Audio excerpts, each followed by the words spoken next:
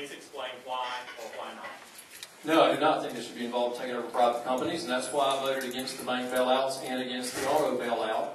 And I made it very clear that because the next thing that happened was sure enough what people said. Where's my bailout? Why aren't we helping people on Main Street? Instead of helping people like Goldman Sachs that my opponent worked for on Wall Street, why aren't we helping our small businesses back in Lumberton and Beulahville and down the road in Wilmington and in Whiteville?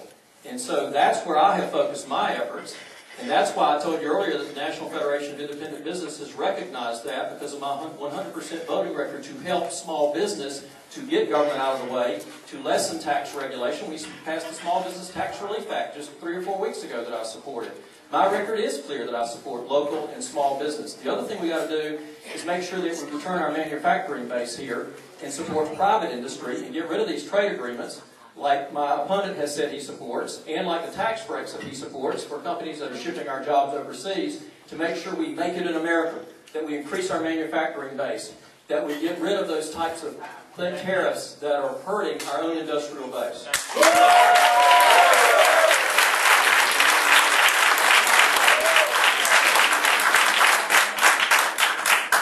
Congressman McIntyre, the next question. What are your thoughts on the role of federal government to sustain the state with regard to Medicaid? Well, we just had a vote on August 10th about the Medicaid assistance program, and we know that that being a federal program where there have been shortfalls, that the government has to be able to honor its commitment to help those in need. And so I did support that. We know our county commissioners that we talk to all throughout this state are quite concerned about the relationship between the state legislature and the county commissioners about making sure that those dollars in Medicaid get back to where they're needed. The role in Washington is for us to make sure that we are honoring the commitment we've made. And you know what? We did that within the context of making sure it was paid for. It did not add 1 cent to the deficit, which I'm very strong for balancing the budget, and we co-sponsored a balanced budget amendment since I've been up in Washington. And we wanted to make sure that we were doing this in the right way. And let me say one other thing. Immigration is a nonpartisan issue. Sue Myrick, Republican from Charlotte, and I worked together to get an immigration court in Charlotte so we weren't waiting to deport illegal aliens all the way to Atlanta. It is an American issue, not a partisan issue. Repeat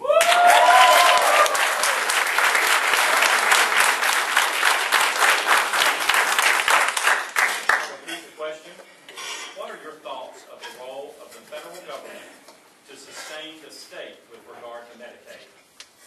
Since the congressman decided he was going to answer a previous question about immigration, I might add that perhaps immigration had been a nonpartisan issue. But today, with the majority held and empowered by Nancy Pelosi, emboldened by Congressman McIntyre, it is in fact become a very partisan issue.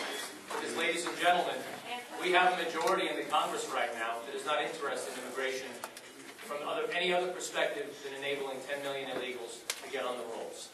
With regards to the role of federal government in Medicaid, the federal government owns 60% of the responsibility for Medicaid. But again, we have a majority party, and this is where the party line difference is very stark. We have a majority in the Congress right now that is consistently seeking to expand every role. We have a congressman that talks about being fiscally conservative, although again, he's party to that expansion. Folks, aren't you getting tired of a congressman that comes home and talks like Jesse Helms in the district and goes to Washington and votes with Nancy Pelosi?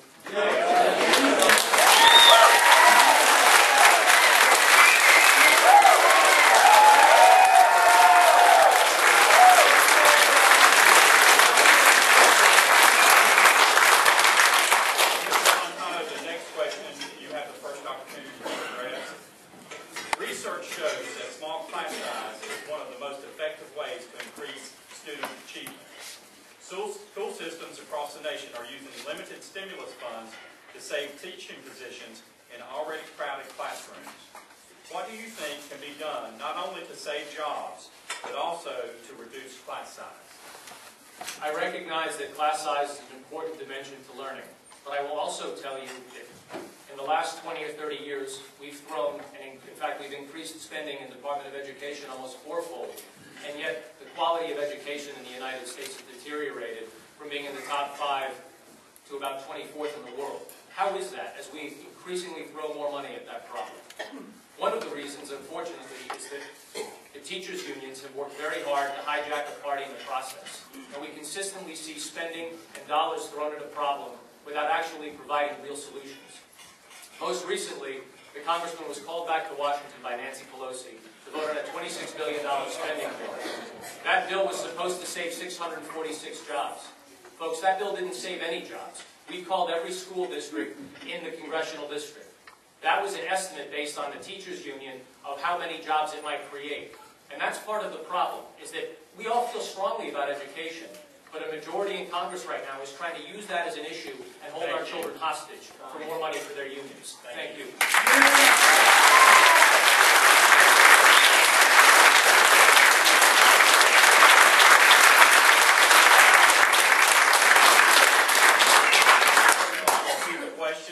Research shows that small class size is one of the most effective ways to increase student achievement. So school systems across the nation are using limited stimulus funds to save teaching positions in already crowded classrooms. What do you think that can be done not only to save teaching jobs, but also to reduce class size? Well, as some of you may have heard me say last week, I spend time in the classrooms. I not only went to schools right here in southeastern North Carolina, and so did my own sons. But I spent time volunteering in the schools, working constantly with teachers and children. And yes, small classroom size is an issue. I have supported that. That is in the record. I've always supported small class size, increased computers and technology for our schools, also school construction funds that can be pooled and put together, and also the character curriculum for our schools. Let me say this. How do you do it? One of the things you do is what we did on August 10th, that we voted for a jobs education bill that would make sure, within the context of being paid for, not running up the deficit, that we got money to come back to our school districts right here in southeastern North Carolina. And do we dare complain about how many jobs it may have affected? This money's going to our schools effective the federal fiscal year, which starts October 1st. And sure, we wanted our teachers to keep those jobs after October 1st. That's why we got the money in August when school started this week. So we want to make sure that that money stays here, helps our students. We live in low-wealth counties. They need all the help we get, and I will be there to help education.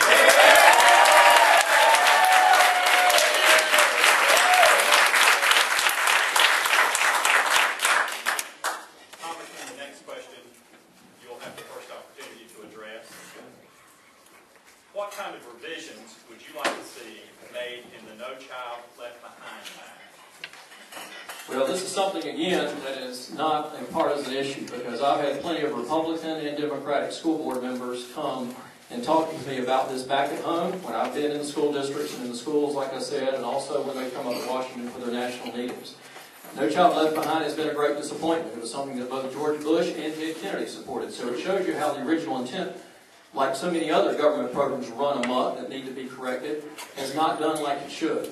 And so one thing that has to be done is making sure our teachers are not teaching for the test, but rather that they are able to teach the curriculum to help our children understand in all of their skills, be it in English, be it in mathematics, being in science and technology, and the hope for folks in engineering, or whether it be in health, or whatever area you name, such as civics, which I've been a great promoter of and taught in the schools myself when I volunteered.